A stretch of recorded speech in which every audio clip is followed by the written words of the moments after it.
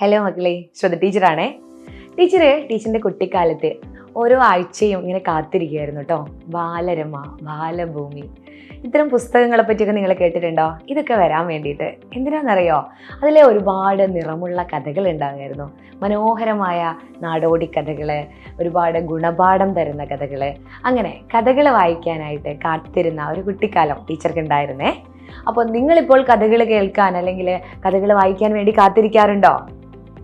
കാത്തിരുന്നാലും ഇല്ലെങ്കിലും നമ്മുടെ പാഠപുസ്തകത്തിൽ നമുക്ക് നാടോടി കഥകൾ പഠിക്കാനുണ്ട്. ആനയും അണ്ണാറക്കണ്ണൻ്റെയും കഥ അല്ലേ? കഥ കസ്തൂരി എന്ന് പറയുന്ന ഭാഗമാണ് നമുക്ക് അടിപൊളിയായിട്ട് പഠിക്കണം. 14-ാം തീയതി കൃത്യം 7:30 ടീച്ചർ ലൈവായിട്ട് വരുന്നുണ്ട്. അപ്പോൾ നിങ്ങൾ എന്ത് ചെയ്യണമെന്നറിയോ? ക്ലാസ്സിലെ എല്ലാ ഫ്രണ്ട്സിനോടും പറയണം, നമുക്ക് നല്ലൊരു കഥ കേൾക്കണം, അത് പരീക്ഷയ്ക്ക് എങ്ങനെ വരും എന്നൊക്കെ നമുക്ക് അറിയണം അല്ലേ? അപ്പോൾ എല്ലാവരും കൃത്യസമയത്ത് ലൈവിലെത്താൻ മറക്കരുത്.